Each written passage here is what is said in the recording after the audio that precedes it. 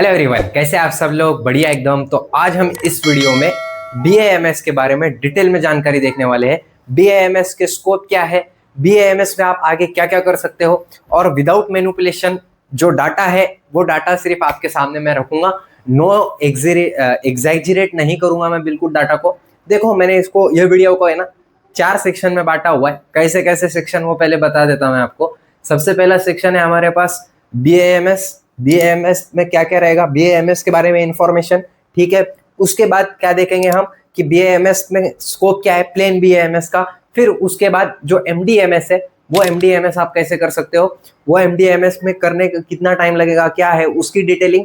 MDMS करने के बाद उसका स्कोप क्या है, उसके बाद की बात कर लेंगे हम। MDMS का स्कोप हो गया, उसके बाद हम बात करेंगे PhD की कि PhD करने के बाद आपको क्या क्या मिलेगा, मतलब PhD कैसी करनी है, और PhD करने के बाद आपको क्या क्या मिलेगा, ये बात मतलब सैलरी कितनी रहेंगी। उसके बाद की बात कर लेते हैं हम कि एट द एंड आपने अगर सुपर स्पेशलिटी कर ली आयुर्वेद में, मतलब BAMS में, तो तब क्या आपको मिलेगा, इस बारे में हम डिटेल में डिस्कस इस वीडियो में करने वाले हैं। सो वीडियो थोड़ा लंबा हो सकता है, लेकिन आपको BAMS के बारे में पूरी क्लियरिटी आ जाएगी। सो चैनल पे अगर नए होंगे तो चैनल को सब्सक्राइब करना मत भूलो। साथ ही अभी तक आपने टेलीग्राम ज्वाइन नहीं किया हुआ है, जहां पर नोट्स मिलते हैं आपको BAMS के, वहां पर से आप लिंक डिस्क्रिप्शन में दिए है, वहां से आप कर सकते हो। So let's start with our topic, that is BAMS। सबसे पहले BAMS देखते हैं। तो BAMS कैसे करते हैं। अब बहुत सारे बच्चे क्या रहता है ना, उनका MBBS में नंबर नहीं लगता करके ही वो एक बैकडोर ढूंढते हैं मेडिकल के लिए। जो सच्चाई है वही बात कर रहा हूं मैं, एग्जैजरेट नहीं करूंगा, पहले ही बोला था। तो बैकडोर ढूंढते हैं किस चीज के लिए, कि BAMS में आने, मेडिकल फील्ड में आने के लिए, डॉक्टर बनने के लिए। और वो बैकडोर में सबसे इंपॉर्टेंट MBBS के बाद जो डिग्री मानी जाती है, वैसे तो मैं नहीं मानता, सब आयुष कोर्सेज सेम ही है, लेकिन जो बैकडोर माना जाता है, बैकडोर मतलब पीछे से घुसना मेडिकल में, तो वो BAMS से हम कर लेते हैं। ठीक है, बहुत सारे बच्चे क्या सोचते हैं कि हम नीट में फेल हो गए, मतलब नीट में हमको MBBS नहीं मिला इसलिए BAMS करेंगे। और क्योंकि बहुत सारे दिनों से हमने एक मेंटेलिटी बनाई हुई है कि MBBS कि हमको मेडिकल में ही जाना है, बट अब वो नहीं मिला हमको MBBS, तो हम क्या करेंगे कि इंडिया में ही रह के हम क्या करेंगे, बैकडोर से मेडिकल में चले जाएंगे। ठीक है, सो BAMS सबसे ज्यादा डिमांड में कब आया, तो BAMS की डिमांड सबसे ज्यादा जब उठी, जब 2019 2020 2021 चल रहा था। उस टाइम में क्या हुआ था ना कि ये सच्चाई है, आपको भी पता होगी कि कोविड-19 आया था। ठीक है, कोरोना वायरस भी बोलते हैं बहुत सारे लोग उसको।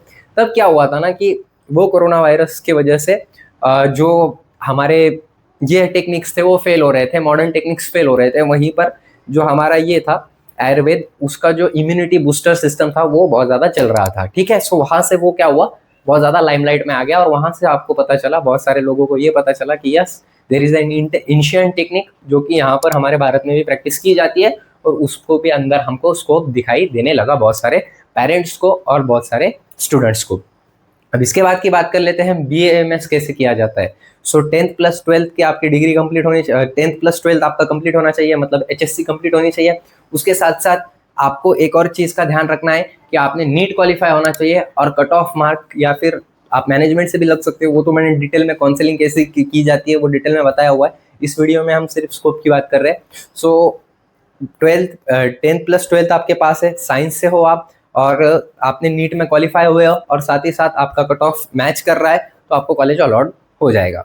Now let's talk about BAMS कितने साल की डिग्री होती है। तो 5.5 साल की डिग्री हमको देखने को मिलती है, जिसमें से 4.5 साल को आपको क्या देखने को मिलता है, तो 4.5 साल आपको एकेडमिक्स देखने को मिल सकता है यहाँ पे। और 4.5 साल में एकेडमिक्स में कैसे डिवीजन होते हैं, तो हमारे पास first year, second year, third year, fourth year ऐसा नहीं रहता है, बल्कि प्रोफेशनल वाइज सिस्टम यहाँ पर देखने को मिलता है। जैसे फर्स्ट प्रोफेशनल, सेकंड प्रोफेशनल और थर्ड प्रोफेशनल।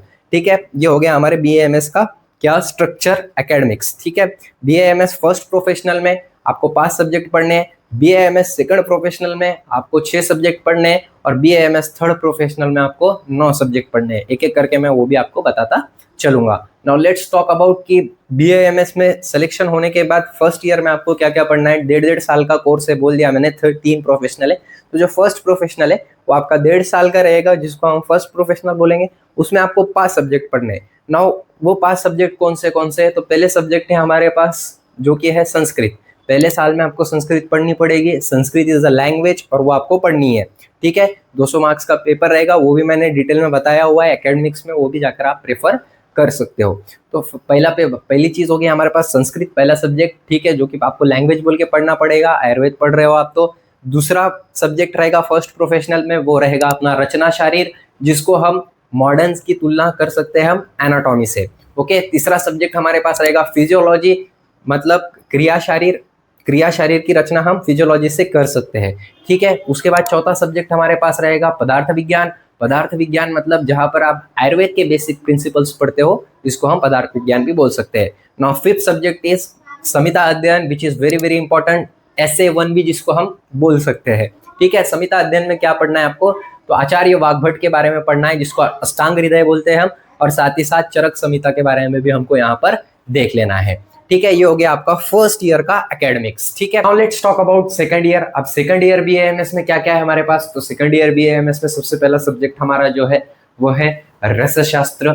रसशास्त्र का मतलब क्या होता है, तो फार्मास्यूटिकल्स के बारे में यहाँ पर हमको पढ़ना पड़ता है। ठीक है, कि हम उसको बनाते कैसे हैं, कल्क, अलग अलग जो आयुर्वेद मेडिसिन है उसके कल्क कैसे बनाए जाते हैं, वो हम रसशास्त्र में देखते हैं। उसके बाद है हमारे पास रोग निदान।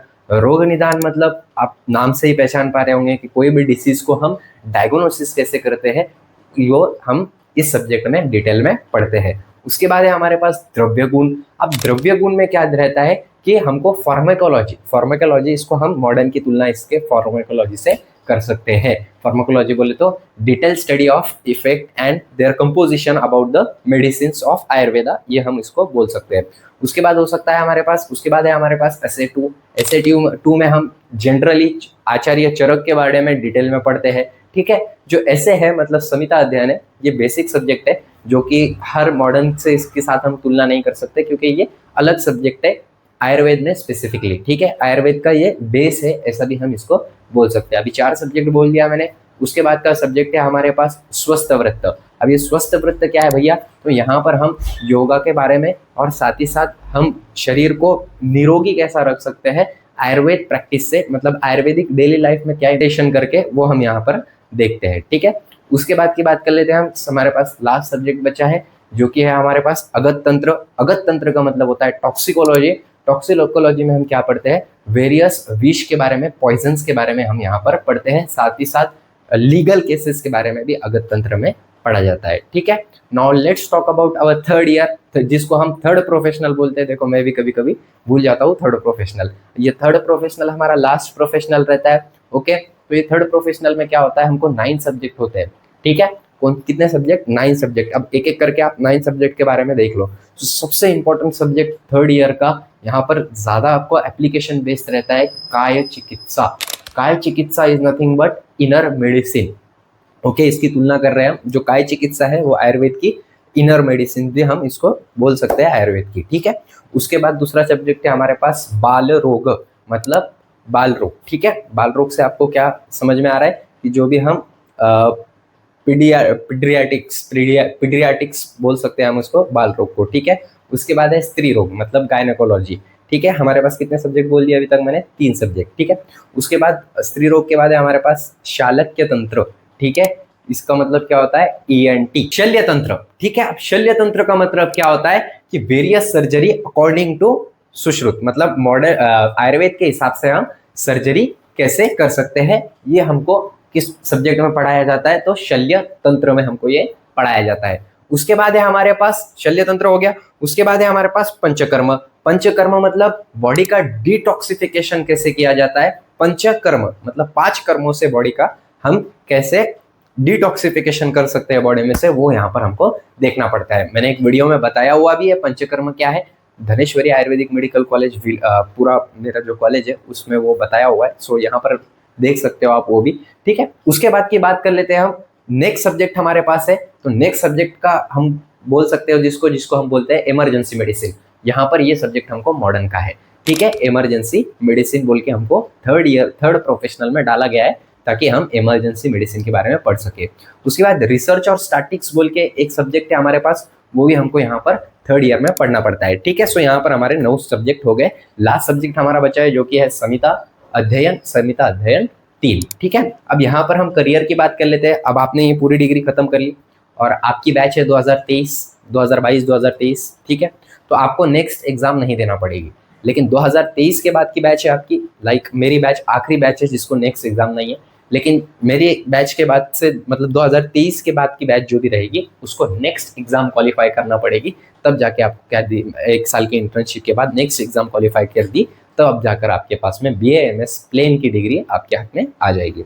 अब BA-MS आपको आगे नहीं पढ़ना, अब यहाँ से हम स्कोप और सैलरी की बात कर लेते हैं कि आपको स्कोप क्या रहेगा और सैलरी क्या रहेगी। तो सबसे ज़रूरी कि सबसे इम्पोर्टेंट सबको लगता है कि मैं क्लिनिक डालूंगा और वो क्लिनिक के बाद कितनी पेमेंट रहेगी दादा। तो वो क्लिनिक डाल लिया आपने, वो क्लिनिक के बाद वो डिपेंड करता है आपकी स्किल्स पे। ठीक है, स्किल्स भी 2 टाइप की रहती है, एक सॉफ्ट स्किल और एक हार्ड स्किल। सॉफ्ट स्किल का मतलब जो आपने लिटरली जो कॉलेज में पढ़ा हुआ है, और उसको हम सॉफ्ट स्किल बोल सकते हैं, जो कॉलेज में पढ़ा हुआ है, कॉलेज में एक्सपीरियंस किया हुआ है। तो यहाँ पर आपका कॉलेज मैटर करता है कि आप कौन से कॉलेज से वो ले रहे हो डिग्री को या फिर परस्यू कर रहे हो वो डिग्री को। उसके साथ साथ बात कर लेते हैं हम कि प्राइवेट क्लिनिक में कैसा रहेगा। तो आपको स्पॉट बहुत ज़्यादा इंपॉर्टेंट है कि आपने स्पॉट कहाँ पर रखा है, कौन से एरिया में स्पॉट है, ये भी मैटर करता है ना। आपकी एडवर्टाइजमेंट कैसी है, उस हिसाब से आपकी अर्निंग होगी। जनरली देखा जाए तो 50 से 1 लाख तक आप महीने के कमा सकते हो BA-MS प्लेन करने के बाद। Is it clear to all of you? Good. ये वेरियस डाटा के हिसाब से, एक एवरेज के हिसाब से बता रहा हूँ, मैं खुद से नहीं बता रहा हूँ, एवरेज के हिसाब से बता रहा हूँ। ये मैंने जो लिया है ये डाटा, ये ChatGPT से लिया है। ठीक है, आप भी निकाल सकते हैं। ये पहला हो गया आपका स्कोप। दूसरी चीज़ आती है हमारे पास कि हम टीचर बने। ठीक है, अब टीचर कहाँ है मैं, तो 9th-10th में पढ़ा सकते हो आप। अब ऐसे नहीं कि सिर्फ आप टीचर ऐसे बन रहे हो कि एकदम सादे सीधे, नहीं, आपको कोचिंग में जाना है, कोचिंग सेंटर में पढ़ाना है, सो वहाँ की फीस वैरी करती है। ये हो गई आपकी हार्ड स्किल, मतलब आपने कॉलेज के बाहर क्या किया। ठीक है, इसको हम हार्ड स्किल बोलते हैं। ओके, तो हार्ड स्किल में बिजनेस भी हो सकते हैं, बहुत सारे बिजनेसेस है। अब हार्ड स्किल में आपने जो आप टीचिंग करते हो, आपको टीचिंग में कैसे पढ़ाते आता है, आपके स्किल से हिसाब से आपको पेमेंट मिलेगी। अब आपको यकीन नहीं होगा बट बिलीव में 25 से 50 लाख का पैकेज रहता है नॉर्मल टीचर को, अगर वो नीट की कोचिंग पढ़ा रहा है तो। लिटरली मेरी बात की जाए तो I have an offer, I will not take that particular coaching name, but मेरे को 50,000 रुपये महीने का ऑफर है, but still I am not doing that. वो नहीं कर रहा हूँ मैं, क्योंकि मेरे को खुद पे अभी बहुत ज़्यादा डेवलपमेंट करना है। ओके, उसके बाद की बात कर लेते हैं हम। ये कोचिंग का समझ में आ गया, टीचिंग का। उसके बाद की बात कर लेते हैं हम, BA-MS प्लेन की बात कर रहे हैं। फार्मास्यूटिकल कंपनीज जो है उसमें भी बहुत ज़्यादा आपको स्कोप मिलता है। फार्मास्यूटिकल कंपनीज लाइक आयुर्वेद की जो कंपनीज रहती है, जो हमारी मेडिसिन बनाती है, उसमें भी आपको बहुत ज़्यादा स्कोप देखने को मिलेगा BA-MS। सैलरी की बात कर ले हमने, तो सैलरी वही आपकी 25 से 75 लाख एक्सपीरियंस के हिसाब से आपकी वो बढ़ती जाएगी। इसके बाद की बात कर लेते हैं हम नेक्स्ट। एक और स्कोप बहुत ज़्यादा बच्चों का फेवरेट है कि दादा हमको समाज सेवा करनी है, तो आप जो PHC रहते, प्राइमरी हेल्थ केयर सेंटर, वहाँ पर AMO का एग्ज़ाम देकर, अब AMO के एग्ज़ाम क्या रहते हैं उसके बारे में भी डिटेल में बताया हुआ है कि गवर्नमेंट हॉस्पिटल्स में आप कैसे लग सकते हो। उसके ऊपर एक सेपरेट वीडियो बनाया हुआ है, बहुत ज़्यादा बढ़ जाएगा ये वीडियो, इसलिए यहाँ पर क्लिक करके आप वो वीडियो भी देख सकते हो चैनल पे विजिट करके। ओके, सो AMO की एग्ज़ाम देने के बाद आपको PHC सेंटर में AMO बोल के रखा जाएगा, मतलब आयुर्वेदिक मेडिकल ऑफिसर बोल के रखा जाएगा, जो हर PHC में अभी उसकी जगह खाली है। PHC मतलब primary health care centre. Now let's talk about MD and MS। अब MD MS की जगह यहाँ पर मैं डिस्कस नहीं करूँगा क्योंकि स्टेट वाइज वैरी करती है, लेकिन फिर भी 10% बच्चे ऐसे होते हैं जो BA-MS के बाद क्या कर पाते हैं, MD-MS कर पाते हैं, क्योंकि इसको एक सेपरेट एग्जाम है जिसका नाम है AIPGET। ठीक है, तो ये एग्जाम देकर आप MD-MS में क्वालिफाई हो सकते हो। वेरियस कॉलेज की इसकी भी काउंसलिंग होती है, महाराष्ट्र के CET सेल पे ही होती है। वहाँ से आप 3 साल का ये कोर्स रहता है MD और MS का। तो MD करने के लिए मतलब मास्टर ऑफ डॉक्टरेट, उसमें आप कर सकते हो BA-MS में, MS भी कर सकते हो। और MS के लिए सिर्फ 3 ही वो है, 4-5 ही ऐसे फील्ड है जहाँ पर आप MS कर सकते हो। उसके नाम भी मैं आपको डिटेल में बता दूंगा। ठीक है, वो मैं डिटेल में अभी बता रहा हूँ आपको। तो वो कौन से फील्ड है जिसमें आप MS कर सकते हो, MD भी आप कर सकते हो BA-MS में। उसकी पेमेंट कितनी रहेगी, तो वो पहले अपन MD और MS। नाउ हमारे पास 14 ऐसे फील्ड है, मतलब 14 फील्ड ऐसे है जिसमें आप MD कर सकते हो। मैं आपको सीरियल से बताता हूँ। तो सबसे पहले MD इन काय चिकित्सा, मतलब इनर मेडिसिन में आप क्या कर सकते हो, तो इनर मेडिसिन में आप MD कर सकते हो। ठीक है, उसके बाद MD इन पंचकर्मा, डिटॉक्सिफिकेशन में भी आप MD कर सकते हो। उसके बाद की बात कर लेते हैं MD इन द्रव्य गुण मतलब आपको पीछे ही बताया मैंने फार्माकोलॉजी, इसमें भी आप MD कर सकते हो। उसके बाद MD इन रस शास्त्र, मतलब फार्मास्यूटिकल्स में भी आप MD कर सकते हो। अब इसके एक एक करके मैं आपको ये भी बताऊंगा कि इसके स्कोप क्या है, ठीक है। उसके बाद एमडी इन रोग निदान, रोग निदान में भी आप एमडी कर सकते हो, मतलब जो डायग्नोसिस है वगैरह वगैरह सिम्टम्स उसके देख के ट्रीटमेंट करना आयुर्वेद के हिसाब से, इसमें भी आप एमडी कर सकते हो। उसके बाद एमडी इन रोग निदान, जो रोग निदान बोल दिया। एमडी इन अगत तंत्र, मतलब जो टॉक्सिकोलॉजी है, स्पेशली टॉक्सिकोलॉजी जिसमें पॉइजन्स के बारे में पढ़ते हैं, उसमें भी आप एमडी कर सकते हो। उसके बाद एमडी इन स्वस्थ व्रत, एमडी इन स्वस्थ व्रत मतलब योगा वगैरह, इस पे मतलब जो बेसिक लाइफ स्टाइल है हमारी उसको चेंज करने में भी हम एमडी कर सकते हैं। उसके बाद एमडी इन शरीर रचना, शरीर रचना मतलब हम एनाटॉमी में भी हम यहाँ पर एमडी कर सकते हैं, ओके। उसके बाद एमडी इन शल्य तंत्र, शल्य तंत्र मतलब जो हमारी सर्जरी है उसमें भी हम क्या कर सकते हैं, तो एमडी यहाँ पर कर सकते हैं। उसके बाद एमडी इन शाल्य तंत्र, ठीक है। उसके बाद शल्य तंत्र में भी कर सकते हैं और शालक्य तंत्र में भी, मतलब ईएनटी में भी कर सकते हैं और सर्जरी में भी कर सकते हैं, आयुर्वेद के हिसाब से बात कर रही है। एमडी इन फिजियोलॉजी मतलब शरीर क्रिया, क्रिया शरीर में भी हम एमडी कर सकते हैं। उसके बाद एमडी इन जो बाल रोग रहता है हमारा उसमें भी हम एमडी कर सकते हैं, मतलब पेडियाट्रिक्स में। उसके बाद एमडी इन स्त्री रोग, मतलब जो स्त्री रोग है उसमें भी हम एमडी कर सकते हैं, मतलब गायनेकोलॉजी हम एमडी से कर सकते हैं आयुर्वेद करने के बाद, ठीक है। उसके बाद एमडी इन संस्कृत संहिता स्टूडेंट, मतलब संहिता सिद्धांत, मतलब जो संहिता सिद्धांत है उसमें भी हम एमडी कर सकते हैं। और ये यहाँ पर एमडी का मतलब क्या होता है कि उस पर रिसर्च करना भी, हम रिसर्च भी उस पर कर सकते हैं। अब इसके एक एक करके मैं स्कोप और सैलरी बताता हूँ। एमडी इन काय चिकित्सा की आपने, तो आप प्राइवेट क्लिनिक खोल सकते हो, और प्राइवेट क्लिनिक खोलने के बाद तो आपको पता ही है, depend upon your skills, soft skills और हार्ड स्किल्स और बोलने की टेक्निक्स और एडवर्टाइजमेंट, इसके हिसाब से वैरी करता है कि आप 25 से 50 लाख रुपए साल कमा लोगे आराम से एकदम, अगर ये सब चीज़ें आप में रही तो, ठीक है। मैं लास्ट में ये भी बता दूंगा आपको कि बहुत सारे लोग का मिसकंसेप्शन रहता है कि BAMS करने के बाद तो 15 और 18 हज़ार में भी पेमेंट मिलेगी, उतने भी नहीं मिलेगी। लिटरली बोल रहा हूँ, BAMS करने के बाद अगर आप ये सोच रहे हो कि 15 से 18 हज़ार पेमेंट मिलेगी, वो भी नहीं मिलेगी।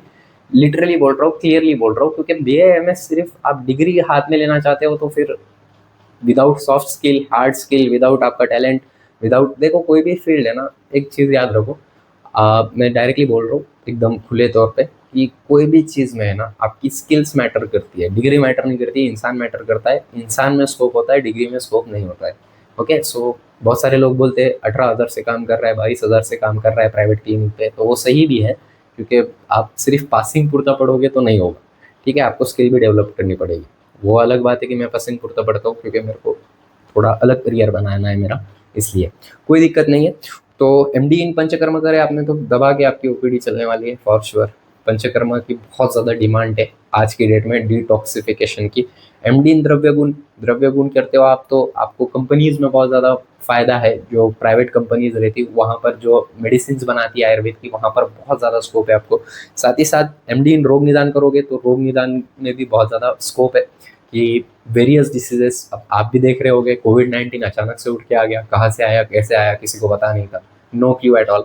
सो रोज़ नए नए डिसीज आ रहे हैं, उसमें भी आप रिसर्च कर सकते हो। इसकी सैलरी भी मैं बता देता हूँ कि महीने के जैसे जैसे एक्सपीरियंस बढ़ेगा आपको 5 से 10 लाख आपको मिलेंगे, ठीक है। महीने के बोल रहा हूँ, जैसे जैसे एक्सपीरियंस बढ़ेगा। स्टार्टिंग तो आपकी 80K से होगी, मतलब 80K सैलरी से होगी, और वो बढ़ते जाएगी, ठीक है। बार बार ये मैं जिक्र कर रहा हूँ, बार बार मैं ये बोल रहा हूँ कि आपके पास स्किल होनी चाहिए, मैटर स्किल करती है, दूसरा कुछ भी नहीं। उसके बाद एमडी इन अगत तंत्र बोल दिया आपको। अगत तंत्र पॉइजनस में, पॉइजन्स जो रहते हैं अलग अलग, उसकी स्टडी में भी रिसर्च कर सकते हो आप कि कौन सा एक्शन होता है, कौन सा ड्रग इस पे काम करता है, वेरियस चीज़ की पढ़ाई इसमें हम कर सकते हैं। स्वस्थ व्रत बोलने की ज़रूरत ही नहीं है आपको। स्वस्थ व्रत में आप जो हेल्दी लाइफ स्टाइल है, बड़े बड़े बिलियंस के जो प्रोडक्ट्स है वो बिक रहे हैं आज की डेट में स्वस्थ व्रत की वजह से। सिर्फ जो हमारी आयुर्वेद की ये कंपनीज है जो बेसिकली फोकस करती है कि हेल्दी लाइफस्टाइल कैसे रहना है, उसको हम स्वस्थ व्रत बोलते हैं। उसके बाद एमडी इन शरीर क्रिया। शरीर क्रिया के बारे में अगर एमडी करनी हो तो आप क्लियरली फर्स्ट ईयर के स्टूडेंट्स के लिए पढ़ाने के लिए एलिजिबल हो जाओगे। वहाँ की सैलरी आप आपके नज़दीकी जो भी टीचर हो गए नज़दीकी उनसे पूछ लीजिएगा, 75,000 से स्टार्ट होती है। और असिस्टेंट प्रोफेसर ये बनते बहुत ज़्यादा वो बढ़ जाती है, ओके। उसके बाद एक्सपीरियंस मैटर करता है, जैसे जैसे एक्सपीरियंस आएगा वैसे वैसे सैलरी भी आपकी बढ़ेगी। उसके बाद स्त्री रोग का तो बोलना ही नहीं है, गायनेकोलॉजी, आप गायनेकोलॉजी की प्रैक्टिस कर सकते हैं, बहुत ज़्यादा वाइड स्कोप है इसमें। उसके साथ साथ एमडी इन संस्कृत संहिता डिपार्टमेंट, इसमें रिसर्च कर सकते हैं हम अपने, हमारा जो एंशिएंट टेक्निक्स थी उसमें रिसर्च कर सकते हैं। एमडी करने के बाद, ठीक है। सो ये हो गया हमारा एमडी का। बात कर लेते हैं एमएस की। तो एमएस में सिर्फ हमको 3 ही परमिशंस मिले हैं अभी तक, आप भी चेक कर लेना, मैं भी बता देता हूँ आपको वो 3 कौन से परमिशन मिले हैं जिसमें हम एमडी कर सकते हैं। तो सबसे पहले पे है हमारा जो है, तो वो है शल्य तंत्र, मतलब जो सर्जरी है वो हम, इसमें परमिशन मिल गई हमको। जो छोटी मोटी सर्जरियाँ होती है उसमें हम सर्जरी कर सकते हैं। मेजर सर्जरी हम अभी तक नहीं कर सकते, माइनर सर्जरी हम कर सकते हैं, ओके। उसके साथ साथ हम जो गायनेकोलॉजी है उसमें भी हम एमएस कर सकते हैं, तो डिलीवरीज वगैरह हम कर सकते हैं। उसके बाद है हमारे पास चालक तंत्र, मतलब ईएनटी में भी हम क्या कर सकते हैं, सर्जरी कर सकते हैं। Ophthalmology is a wider scope for it, ठीक है। सो ये हो गया हमारा एमएस एमडी। अब पीएचडी की बात कर लेते हैं। तो पीएचडी को भी आपको 2 साल लगेंगे, एमडी एमएस करने के बाद 2 साल के बाद पीएचडी होगी, और पीएचडी के बाद यहाँ पर आपका एजुकेशन खत्म हो जाएगा बीएएमएस में। देखो, एजुकेशन खत्म हो जाएगा इन द सेंस आपकी डिग्री खत्म हो जाएगी, बस पढ़ने के लिए आप बहुत कुछ पढ़ सकते हो, बट सैलरी एक normal doctor, average doctor BAMS का, उसकी नेटवर्क कितनी हो सकती है, तो 25 लाख से स्टार्ट होती है, 50 लाख तक वो जा सकता है 1 साल में। Until and unless soft skill होनी चाहिए, हार्ड स्किल होनी चाहिए, और साथ ही साथ जो बहुत सारी स्किल, जितनी स्किल्स रहेगी उतना ज़्यादा आप वो कर सकते हो। एक last cheese, last but not least, जो ये बोलता है बीएएमएस में कुछ नहीं रखा है, तो उनको ये बोल देना चाहता मैं कि सच में कुछ नहीं रखा है, सच में कुछ नहीं रखा है। सिर्फ बीएएमएस करके आप विदाउट ऐसे ही करके जाओगे, वैसे ही बाहर निकल जाओगे पासिंग खेल के, first year, second year, third year, तो फिर कुछ नहीं रखा, लिटरली कुछ नहीं रखा। 18 से 22 हज़ार तक पेमेंट रहेगी आपकी प्राइवेट क्लिनिक में। इफ़ एंड बट आपने हार्ड स्किल डेवलप की, सॉफ्ट स्किल डेवलप की, और साथ ही साथ बोलने की स्किल डेवलप की, फॉर श्योर आप बहुत ज़्यादा आगे जा सकते हो। लाइक कंटेंट क्रिएशन में भी आप जा सकते हो, और देख रहे होगे आप कितने बीएमएस डॉक्टर से, नाम नहीं लूँगा मैं क्योंकि फिर वो पर्सनल हो जाएगा। और बहुत सारे कंटेंट क्रिएशन भी आप कर सकते हो, टीचिंग कर सकते हो वाईटी पे, डायरेक्टली क्लासेस जा सकते हो। देखो वाइड स्कोप है, डिस्कस भी नहीं किए जाएंगे, इतने सारे स्कोप है, ठीक है। So thank you so much, have a great day. I hope आपको ये सारी क्लियरिटी आ गई होगी, और आगे होगी तो बीएएमएस फर्स्ट ईयर में जाने वाले हो गए अभी या फिर हो गए, तो फिर आप यहाँ पर क्लिक करके बीएएमएस को सर्वाइव कैसे करना है फर्स्ट ईयर में वो बताया गया हुआ है। ये प्ले लिस्ट पे जाके आप देख सकते हो, और पूरा के पूरा बीएएमएस फर्स्ट ईयर का सिलेबस यहाँ से आप देख सकते हो, ठीक है। एक बहुत प्यारा कोट मैं आपको लास्ट में बोल देता हूँ, 1 man, 1 teacher, 1 student, 1 pen can change the world, ठीक है। मेरे को बोल देना आप कमेंट सेक्शन में ये किसका कोट है। Thank you.